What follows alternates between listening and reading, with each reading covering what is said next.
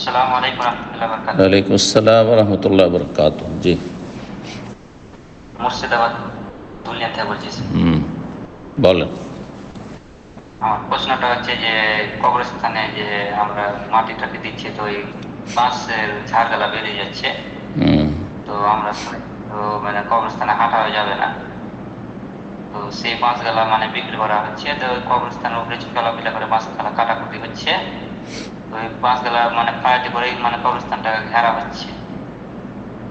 আর কবরস্থানে মানে 30 বছর মতন হেয়ারও লাগছে মাটি ধোয়া দেওয়ার উপরে, আবার ফের মাটি দিয়ে আবার ফের মানে মাটি ধোয়া চালু করেছে, তো এই বিষয়ে একটু জানতে চাচ্ছি। কবর মাটি দিয়ে আবার তারপরে কবর দেওয়া নাকি?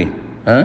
আর কবরস্থানের বাঁশগালা মানে যে কাটে ওই করে চাপটি করে আবার ঘেরা দিচ্ছে আর কি, মানে যাতে শিয়াল টিয়ালে মানে কবরস্থানকে নাই না, কবর যদি পুরাতন হয়ে যায়, হাড়হাড্ডি হয়ে গেছে, তাহলে আর সিরগালে কি করবে? তার আর কবরগুলো বসে যাচ্ছে সেই জন্য সেগুলোর মাটি দিচ্ছে না, কবর উপরে মাটি দিয়ে আবার তারপর কবর দিচ্ছে জায়গার অভাবে? কোনটা করছে? হুম, শুনছেন না আমার কথা? জি, ওই উপরে মানে যে মাটিটা মানে কবরস্থান আগে ধোয়া হয়ে গেছে অলরেডি, মানে মোটামুটি 30 বছর হয়ে যাবে একটা কবর ফুল হয়ে গেছে, মানে কবর ফুল হয়ে গেছে, জায়গা নেই আর।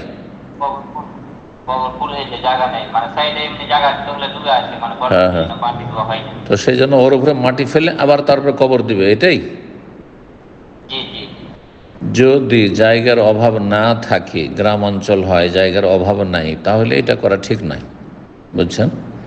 বিনা কাজে আল্লাহর জমিন পড়ে আছে, আল্লাহর জমিন কবরস্থান, নতুন কবরস্থান, হ্যাঁ, গোরস্থান খরিদ করবে, আর মানুষরা নিজের গরজে, হ্যাঁ, নিজের আত্মীয় স্বজন মারা যাবে তাদের গরজে তারা তাতে দান করবে, এখানে জাকাতের পয়সাও লাগানো জায়েজ নয়। জি।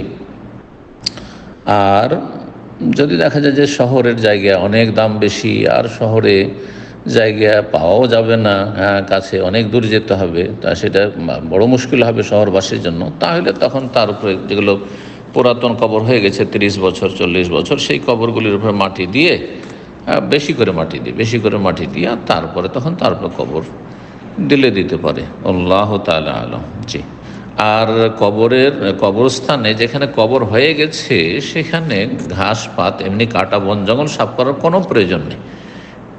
একমাত্র আশেপাশে বাড়িঘর আছে আর সেখানে সাপ বিচ্ছুর জঙ্গল হয়ে যাবে, আর সাপের অনিষ্ট থেকে বাঁচার জন্য যদি করে সেটা ভিন্ন বিষয়, কিন্তু এমনি বন জঙ্গল সাফ করবো, সাফ সুতরা করবো কবরকে, সেই জন্য কবর উপরে চড়তে যাবে না, মোটেই যায় না, এগুলো ঠিক নয়।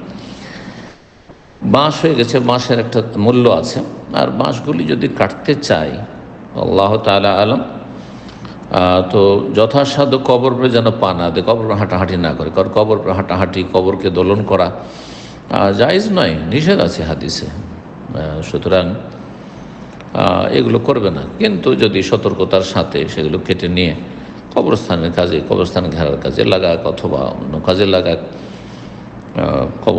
কবরস্থানের উন্নতি কল্পে, তো আল্লাহ আলম জায়েজ হতে পারে। জি। আল্লাহ তাআলা আলম, আল্লাহ ভালো জানেন। জি। প্রশ্ন করবেন SK Shakil, sorry HK Shakil, আপনি প্রশ্ন করবেন।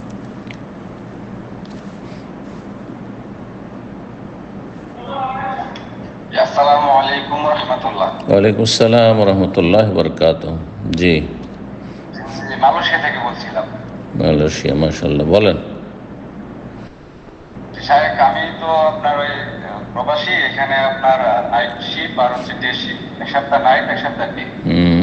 তো নাইট আমার জন্য ফজরের সালাতটা পড়তে একটু কষ্ট হয়ে যায়, দেখা গেছে রাত 3টা 4টা 2টা বাজে, সেক্ষেত্রে বাসায় এসে খাওয়া দাওয়া করে মানে ফ্রেশ হয়ে শুইতে শুইতে হয়ে যায়, লেট হয়ে যায়। আর ফজরের রক্ত এখানে আপনার 6টা 2-3 শুরু হয়, সূর্যোদয় হয় 7টা 10-এ। তো আমি আসলে 3টার দিকে ফজর সালাত আদায় করে শুয়ে থাকবো, নাকি পরবর্তীতে সকাল যখন ঘুম ভাঙে তখন সালাত আদায় করবো আর কি?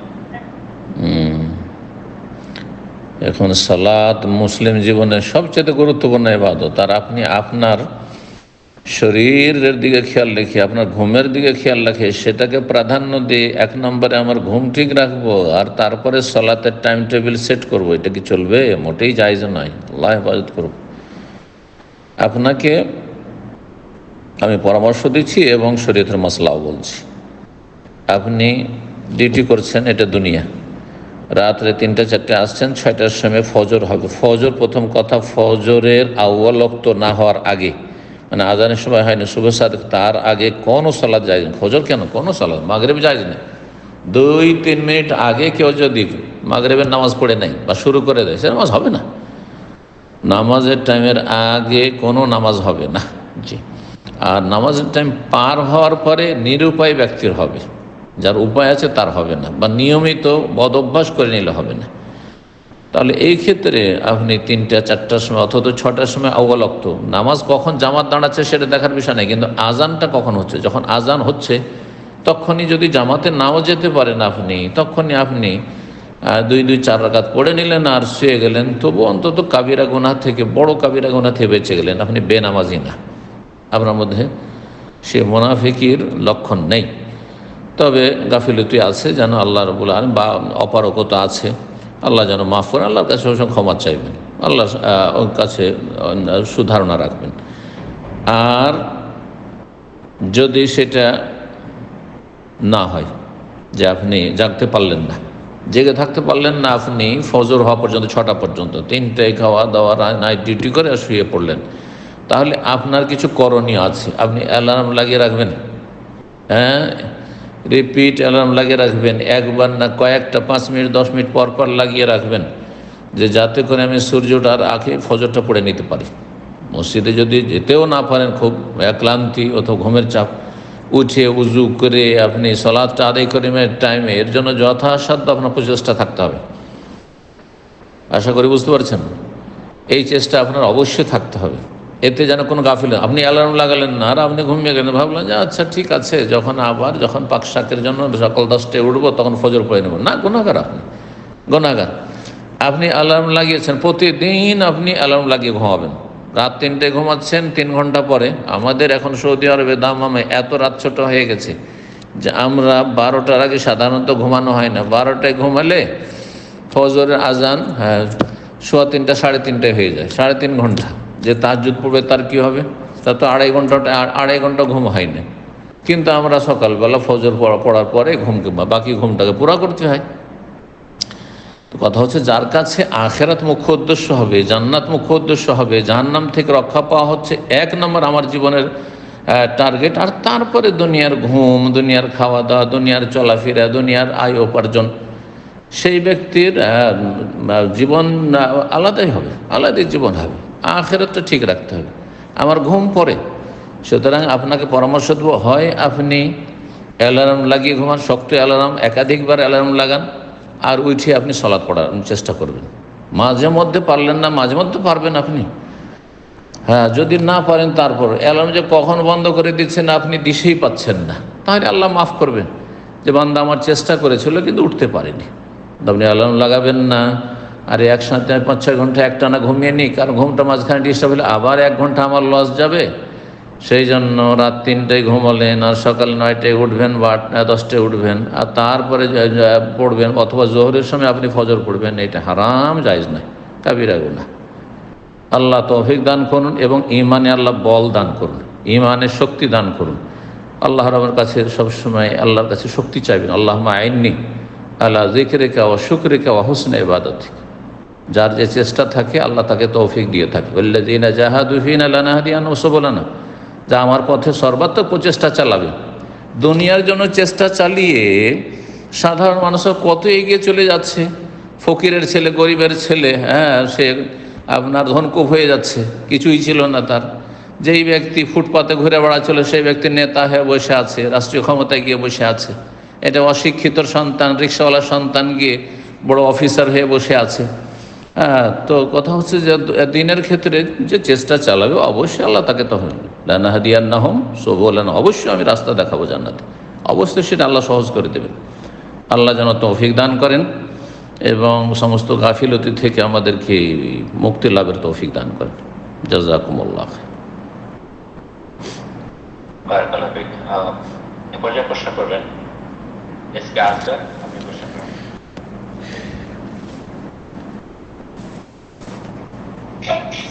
আসসালামু আলাইকুম রহমতুল্লাহ। ওয়ালাইকুম আসসালাম রহমতুল্লাহ বরকাত। জি বলেন। সৌদি আরবের আমি আজগার বলছি। মাশাআল্লাহ, বলেন। যে আমার প্রশ্ন হচ্ছে যে কোনো দেশের সরকার যদি মানে জনগণের উপর যে জুলুম করে, জনগণের সেক্ষেত্রে করণীয়। নবী সাল্লাল্লাহু আলাইহি ওয়াসাল্লাম বলেছেন, যদি কেউ জুলুম করে তোমাদের ওপর এমন নেতারা আসবে যারা জুলুম করবে, তো নবী সাল্লাল্লাহু আলাইহি ওয়াসাল্লাম বলেননি যে অস্ত্র নিয়ে বেরিয়ে যাও, হ্যাঁ, আর দুই দিকে মুসলিমকে কোন করো, মুসলিম নিধন করো, বরং ফাস বেরু, ধৈর্য ধারণ করো, সবর করো, হাত্তা তাল কাউনি আলাল হাউজ, কতদিন সবর করতে হবে, হাত্তা তাল কাউনি আলাল হাউজে কাউসার আসা পর্যন্ত, হাসরের মাঠ পর্যন্ত। এই নয় যে 2-4-5 বছর, হ্যাঁ, একটা টার্ম সবর করো, তারপরে দেখা যাবে ওদেরকে দেখবো, না না না না, এসব বলেননি। নবী সাল্লাল্লাহু আলাইহি ওয়াসাল্লাম বলেছেন ফাস বেরু, সবর করো, ধৈর্য ধারণ করো, হাত্তা তাল কাউনি আল হাউজে কাউসারে আসা পর্যন্ত, যে সারা জীবন সবর করতে হবে। কেন জুলুম অত্যাচার হয়নি ওমাইয়াদের আমলে? সাহাবায়ে কেরামদের উপর জুলুম অত্যাচার হয়নি? হাসান হোসেনের সাথে অবিচার হয়নি রাদিয়াল্লাহু তাআলা আনহু? অন্যান্য আর সাহাবায়ে আব্দুল্লাহ বিন জুবাইর জুলুম অত্যাচার হয়নি? হাজ্জাজ বিন ইউসুফ এসে মক্কা আক্রমণ করেনি? তো জুলমের ইতিহাস তো খুব প্রাচীন ইতিহাস, যুগে যুগে জুলুম হয়েছে। জি, আল্লাহ রাব্বুল হেফাজত করুন। কাবিল যখন হাবিলকে মারতে চাইলো, তখন কি হাবিল বলেছিল আমিও তোকে মারবো, তুই মারবি আমি মারবো? না, বলেছেন যে লাইন বাসাত্তা ইলাইয়া দাখলে তাকতুলানি মা আনা বিবাসিতি ইয়াদিয়া ইলাইক, তুমি যদি আমাকে খুন করতে এগিয়ে আসো, আমি কিন্তু আমার হাত বাড়াবো না, আমি তোমার দিকে হাত উঠাবো না, তোমাকে আমি মারবো না। ইন্নী আখাফুল্লাহ রাব্বুল, আমি আল্লাহকে ভয় করি।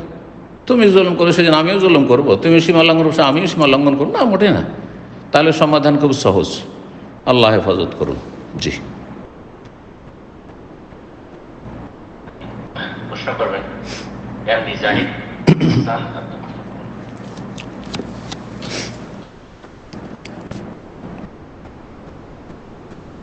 আসসালামু আলাইকুম সাহেব। ওয়ালাইকুম আসসালাম রহমতুল্লাহ বরকাত। জি আমি বলছি বাংলাদেশ থেকে। জি বলেন। প্রশ্ন ছিল যে আমার বাবা মার হজ করার মতো সামর্থ্য ছিল, তখন তারা হজ করে না, মানে পরবর্তীতে করবে এই স্থিতিটা ঠিক আছে। জি, এখন তাদের ইচ্ছা হয়েছে, কিন্তু এখন সামর্থ্যটা এখন আর নাই। এখন সেক্ষেত্রে করণীয় কি? শারীরিক সামর্থ্য নাই না আর্থিক সামর্থ্য নাই? আর্থিক সামর্থ্য নেই। কত কি আর্থিক সামর্থ্য নেই। মানে? তো তো অর্থগুলো গেল কোথায়? ছেলে মেয়েকে ভাগ করে দিয়ে দিল নাকি? না খেয়ে দিয়ে শেষ করলো? ব্যবসা বাণিজ্য করতে না বাবা, তো ব্যবসা বাণিজ্য হওয়ার কারণে এখন আর্থিক অবস্থা খারাপ হয়ে গেছে। তাহলে আর ফরজ নেই, কিন্তু উনি যে এক সময় হয়তো কয়েক বছর তার কাছে এত টাকা ছিল যে সংসার চালিয়েও তিনি হজ করে যেতে পারতেন, হজ ফরজ ছিল। আপনার বাবার উপর হজ ফরজ ছিল, আপনার বাবার টাকায় মায়ের উপর হজ ফরজ হয় না। তো মা এই ক্ষেত্রে ব্যতিক্রম, মায়ের নিজের টাকা পয়সা না থাকলে তারপর হজই ফরজ ছিল না। আর কোনো বাবা যেন কোনো স্বামীর জন্য জরুরি ফরজ নয় যে আমি হজ করবো তো আমার স্ত্রীকে হজ করাইতে হবে, তার টাকা থাকলে হজ করবে আর না হলে হজ করবে না। জি, আর যদি করিয়ে দেয় তো এহসান, নফল কাজ করলো।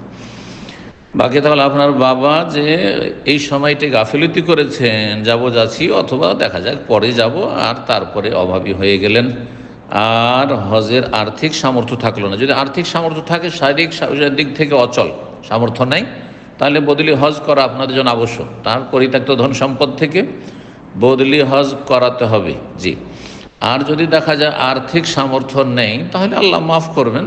তিনি আল্লাহর কাছে গুনাহ থেকে তওবা ইস্তিগফার করবেন যে আল্লাহ আমি যে বিলম্ব করেছি আর এখন হজ নসিব হলো না, যে এই ত্রুটি আল্লাহ মাফ করে দেয়, এটি আমার পক্ষে থেকে ত্রুটি। যেহেতু হজ সঠিক মতে আলাল ফরজ, মানে যেই বছর হজ ফরজ তখনই ফরজ, কিন্তু ফরজ হয়েছে আমার এই বছর করব, 5 বছর পর গিয়ে না, এই 5টা বছর যে আমি বিলম্ব করলাম এই জন্য গুনাহগার হইতে হবে, এইটি হচ্ছে সহিহ শুদ্ধ মত ফুকাহাদের।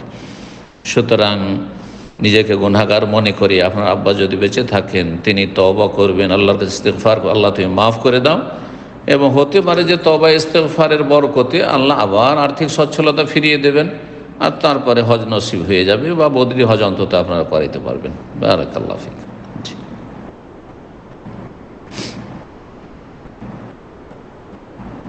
জি।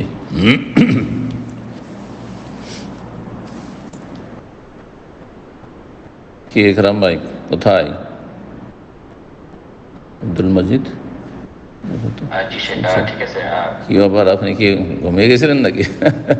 না, আমি দেখছিলাম হ্যাঁ, যে আপনার আচ্ছা আচ্ছা, বন্ধ হয়ে গিয়েছিল। হ্যাঁ, তো এখন ঠিক আছে ইনশাআল্লাহ। তো হ্যাঁ, আমি ঠিক। রিকোয়েস্ট করছিলাম প্রশ্ন করার জন্য। বিকাশ এসকে আপনি ফোনটা আনমিউট করে নিয়ে প্রশ্ন করুন।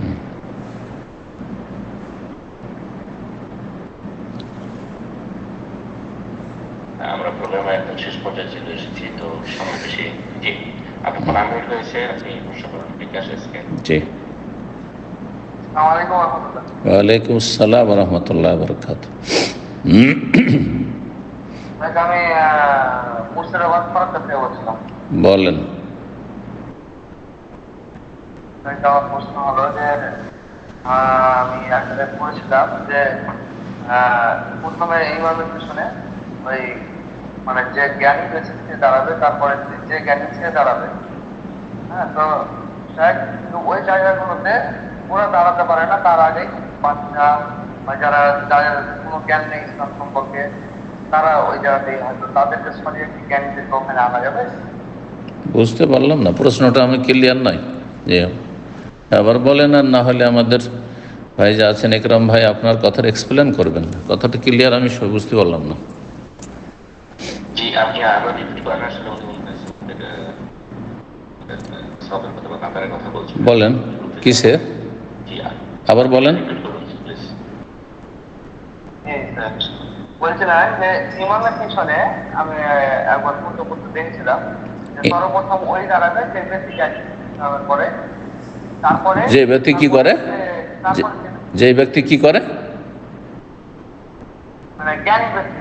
জ্ঞানী ব্যক্তি মানে দিন সম্পর্কে, সালাতের মাসাইল সম্পর্কে, যাতে করে ইমাম মাজুর হয়ে গেলে ইমামতি করে দিতে পারে, ইমামের ভুল হলে ভুল ধরে দিতে পারে ইত্যাদি। জি, জ্ঞানী মানে দিন সম্পর্কে, সালাত সম্পর্কে জ্ঞানী ব্যক্তি। জি। লে আলিয়ানি মিনকুম উলুল আহলাম ওয়ান নোহা, নবী সাল্লাল্লাহু আলাইহি বলেছেন আমার পাশাপাশি কাছাকাছি যেন জ্ঞানী গুণীরা থাকে। জি, জ্ঞানী মানে দুনিয়ার জ্ঞানী নয়। তার পরিবর্তন সাহেব মানে জ্ঞানীদের আগে মানে বা বাচ্চা বা যারা যাদের জ্ঞান নেই, বয়স্ক মানুষ জ্ঞান নেই, তারা সামনে ওখানে হয়ে যায়, তাদেরকে সরিয়ে জ্ঞানীদেরকে এখানে আনা যাবে না, তাহলে জ্ঞানীরাকে আগে আসতে হবে। এর মানে এই নয় যে আগে থেকে বাচ্চা চলে এসছে অথবা বুড়ো মানুষ চলে এসছে, অজ্ঞ মানুষ চলে এসছে, তো ওকে বলে তুমি সরে যাও, আমি এলাম, আমি বসবো এখানে। না, মোটেই জায়েজ নয় এটা। এখানে বলা হয়েছে যে হে জ্ঞানীরা, হে আলেমরা, হে হাফেজরা, হে কারিরা, হে মসজিদে ইমামতি করতে যোগ্যরা, তোমরা ইমামের কাছাকাছি অবস্থান নাও, মানে আগে থেকে আসো আর আগে থেকে এসে ইমামের কাছে জায়গা নাও। বোঝা গেছে না? যাতে করে ইমামের কোনো সময় এমার্জেন্সি হয়ে গেলে সে সরে গেল আর তারপরে ইমামতিটা করে দিতে পারলেন আপনি। হ্যাঁ, কোরআন শুদ্ধ পড়তে পারেন, তারপরে আপনি সালাতের মাসলা মাসাইল জানেন, বা সালাতে কোন জায়গায় সহ হইলো, কোন জায়গাতে ভুল হইলো, অথবা কোনো জায়গাতে ইমাম থেমে গেল তেলাওয়াত করতে, আর পারছেন না, তাকে আমি লোকমা দিয়ে এগিয়ে দিলাম, হ্যাঁ, সহযোগিতা করলাম, এগুলো যারা করতে পারে। জি। কিন্তু এর মানে এই নয়, তবে একবারে বাচ্চারা এসে গ্যাদারিং করবে না ইমামের জায়গাতে, আগে থেকে এসে বাচ্চারা বসে আছে আজানের আগে থেকে, না না, ওরা বাচ্চারা একটু ডানে বামে বসবে, যাতে করে এইরকম জায়গাতে এমন যোগ্য ব্যক্তি বসে। ওই রকমই যারা গুনাহগার, হ্যাঁ, বিভিন্ন গুনাহে জড়িত রয়েছে, মুখে সিগারেটের গন্ধ আসছে, জর্দার গন্ধ আসছে, হ্যাঁ, শরীর কাপড় চোপড়ে এত ময়লা আছে যে গন্ধ আসছে, আর ইমামের কাছাকাছি এসে বসছে, না, এদের জন্য উচিত নয় যে ইমামের কাছাকাছি এসে বসে, একটু দূরে সরে বসবে। জি। আমি সর্বশেষ প্রশ্ন নেব আমরা আজকে। অনেক সময় হয়ে গেল, আজকে এই প্রশ্নের মাধ্যমে আমাদের আজকে তো আর শেষ হবে ইনশাআল্লাহ। যারা অনেকে হ্যান্ড রেজ করেছেন, প্রশ্ন করতে পারলাম না, ইনশাআল্লাহ আগামী সপ্তাহে শুরুতে এসে হ্যান্ড রেজ করবেন, আপনাদের প্রশ্নগুলো আমরা আগামী সপ্তাহে নেওয়ার চেষ্টা করবো ইনশাআল্লাহ। আজকে প্রোগ্রামের সর্বশেষ প্রশ্ন করবেন সাজিদ। প্রশ্ন করবেন।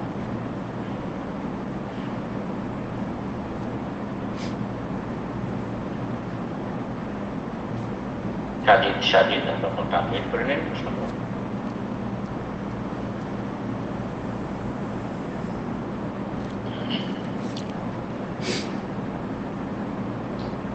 তো সম্ভবত নেটে নেই, বা আমরা অন্যজনকে সুযোগ করে দিই ইনশাআল্লাহ। সর্বশেষ প্রশ্ন টুটুল আহমেদ আপনি প্রশ্ন করুন। জি।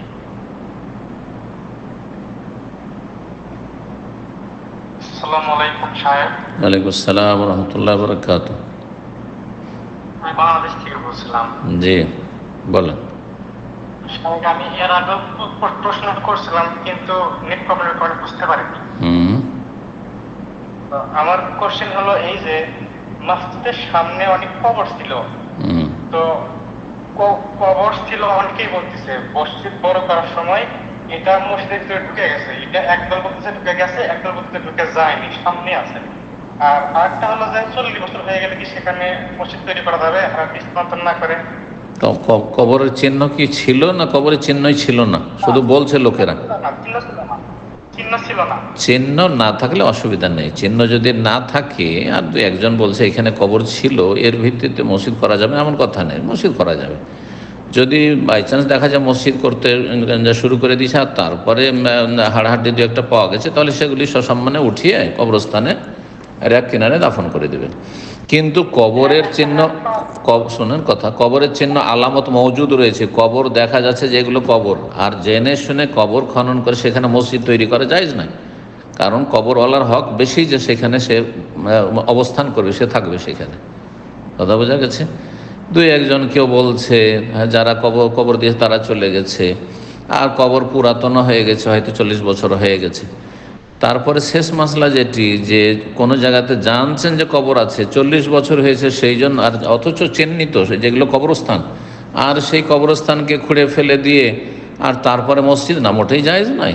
কিয়ামত পর্যন্ত যদি চিহ্নিত থাকে কোনো জায়গায় এটা হচ্ছে মাকবারা, কবরস্থান, তাহলে সেখানে মসজিদ তৈরি করা জায়েজ নয়। ওই রকমই কোনো জায়গায় যদি মসজিদ আগে থেকে হয়ে থাকে আর মসজিদ 500 বছর 1000 বছর হয়, তবুও সেখানে কোনো কবর দেওয়া জায়েজ নয়। মসজিদের ভিতরে কবর দেওয়া জায়েজ নয়, মসজিদ আগে থেকে আছে, মসজিদ বেশি হক রাখে সেই জায়গার। আর কবর আগে হয়েছে, কবরস্থান আগে হয়েছে, পরে মসজিদ, জানাশোনা কবরস্থান বা এখানে কবর আছে দেখা যাচ্ছে যেগুলো কবর, তাহলে সেখানে মসজিদ বানানো জায়েজ নয়, কারণ সেই কবরবাসীরা বেশি হক রাখে ওই জায়গার। বারাকাল্লাহু ফিক। তো আজকে ইনশাআল্লাহ জি, এখানে শেষ করি। বারাকাল্লাহু ফিকুম, জাযাকুমুল্লাহ খায়র। যেসব ভাই বোন আমাদের সাথে থাকলেন বিভিন্ন দেশ থেকে, আল্লাহ রাব্বুল আলামিনের কাছে দোয়া করি আল্লাহ রাব্বুল আলামিন আমাদের সকলের হেফাজত করেন, সমস্ত দিন দুনিয়ার ফিতনা ফাসাদ থেকে, অশান্তি থেকে আল্লাহ রাব্বুল আলামিন আমাদেরকে রক্ষা করেন এবং শান্তি প্রতিষ্ঠা রাখার আমাদেরকে যথাসাধ্য তৌফিক দান করেন। অশান্তি, মানুষের যেন অশান্তি, সেসব অশান্তি থেকে আল্লাহ আমাদের বাঁচার, মানসিক, শারীরিক, পারিবারিক, সামাজিক, রাষ্ট্রীয় সমস্ত রকমের অশান্তি থেকে আল্লাহ আমাদেরকে হেফাজত রাখেন এবং ভালো কাজে আমাদেরকে অংশ নেওয়ার তৌফিক দান করেন। নাশকতা থেকে আল্লাহ বাঁচিয়ে রাখেন, ফিতনা ফাসাদ থেকে আল্লাহ বাঁচিয়ে রাখেন, আমাদেরকে জালেম হওয়া থেকে আল্লাহ বাঁচিয়ে রাখেন, আমাদের দ্বারা যেন কারোর উপর জুলম অবিচার না হয় এবং আমরা যেন কোনো জালেমের কাছে মজলুম না হয়ে যায়। আল্লাহ আমাদের সকলের হেফাজত করেন, দিন দুনিয়ার সার্বিক কল্যাণ দান করে। রব্বানা আতিনা ফিদ দুনিয়া হাসানা ওয়া ফিল আখিরাতি হাসানা ওয়া কিনা আযাবান নার। ওয়া সাল্লাল্লাহু সাল্লাম আলা নবিয়িনা মুহাম্মদ ওয়া আলা আলিহি ওয়া সাহবিহি আজমাইন।